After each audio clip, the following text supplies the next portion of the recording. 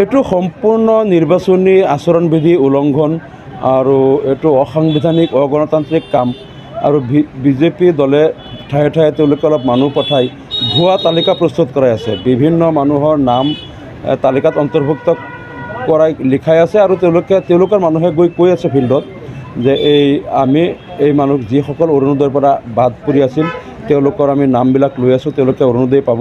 কিছুমান মানুহক আকৌ দাবী ধমকি দিছে যে যদি তেওঁলোকে বিজেপিক ভোট নিদিয়ে যিসকলে পূৰ্বে PMAYG বা IAY ঘৰ পাইছিল বা যিসকলে অৰুণোদয় পাইছিল তেওঁলোকৰ অৰুণোদয় কাটি দিব, যিসকলে চাউলৰ কাৰ্ড পাইছিল তেওঁলোকৰ ৰেচন কাৰ্ড কাটি দিব, যিসকলে ঘৰ পাইছিল ঘৰ ভাঙি দিব, এনেকৈয়ে তেওঁলোকে দাবী ধমকি দিয়া আৰম্ভ কৰিছে।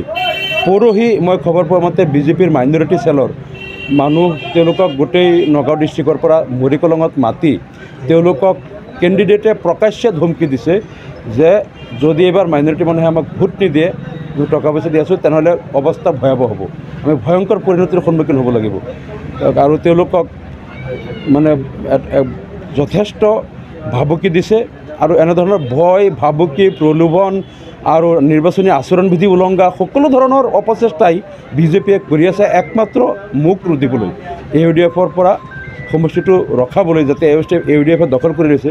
প্ৰথম তেওঁলোকে টাৰ্গেট লৈছে কংগ্ৰেছৰ যিমান ৰথী মহাৰথী আছিল, যিমান ব্লক কংগ্ৰেছ মণ্ডল কংগ্ৰেছৰ নেতাবিলাক চব তেওঁলোকে টোপোলা বান্ধি বিজেপিত লৈ গ'ল। আৰু কংগ্ৰেছে যেতিয়া গম পালে যে তেওঁলোকে জিকিবই নোৱাৰিব, ফিল্ডত তেওঁলোকৰ অস্তিত্বই নাই, গতিকে তেওঁলোকৰ গ্ৰামাঞ্চলৰ নেতাবিলাক বিজেপিয়ে ল'লে। দেখিলে তাৰপিছতো কাম হোৱা নাই, এতিয়া তেওঁলোকে প্ৰলোভন আৰু ভাবুকি আৰু ক'ব গ'লে সন্ত্ৰাসী কাৰ্যকলাপ আৰম্ভ কৰিছে যাতে যিকোনো প্ৰকাৰে তেওঁলোকে চিটটো আজৰি নিব পাৰে। আমি ইয়াক গৰিহণা দিছোঁ, এনে অগণতান্ত্ৰিক কাৰ্যকলাপক গৰিহণা দিছোঁ আৰু ৰিটাৰ্ণিং অফিচাৰ আৰু নিৰ্বাচন আয়োগক আমি এই কথাটো ক'ম যাতে তেওঁলোকে এই কথাখিনি অবজাৰ্ভ কৰে আৰু যাতে নিৰ্বাচনী আচৰণবিধি উলংঘা কৰাৰ অভিযোগত যাতে তেওঁলোকে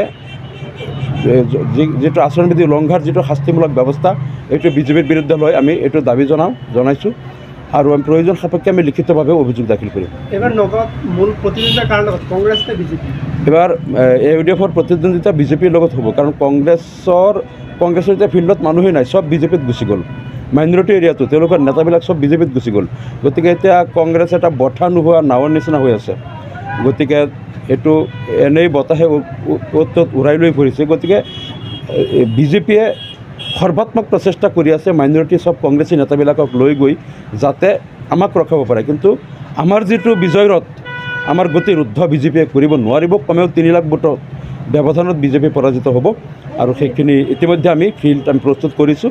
এতিয়া মাত্ৰ আমি নিৰ্বাচনী আনুষ্ঠানিকতা এইটো প্ৰথম মই কৈছোঁ এইটো মোৰ অনুসৰণ কৰি আছে প্ৰদ্যুৎ বৰদলৈ। মই 1 মাহ আগৰ পৰাই কৈছোঁ যে বিজেপিৰ প্ৰাৰ্থী দুজন, এজন সুৰেশ বৰা যিজনক 3 মাহ আগতে কংগ্ৰেছৰ পৰা নিছিল আৰু এজন প্ৰদ্যুৎ বৰদলৈ যিজনে গৌৰৱ গগৈয়ে ইয়াৰ টিকেট পাব বুলি তেওঁ বিজেপিৰ তলদুৱাৰেদি বিজেপিৰ ভিতৰত গৈ হিমন্ত বিশ্ব শৰ্মাক ফুলৰ বুকি দি আশীৰ্বাদ লৈ হিমন্ত বিশ্ব শৰ্মাৰ চৰণ চুই বিজেপিৰ টিকেটটো তেওঁ পাক্কা কৰি থৈছিল যে ইয়াত গৌৰৱ গগৈয়ে কংগ্ৰেছৰ পৰা ল'ব, তেওঁ বিজেপিৰ পৰা ল'ব।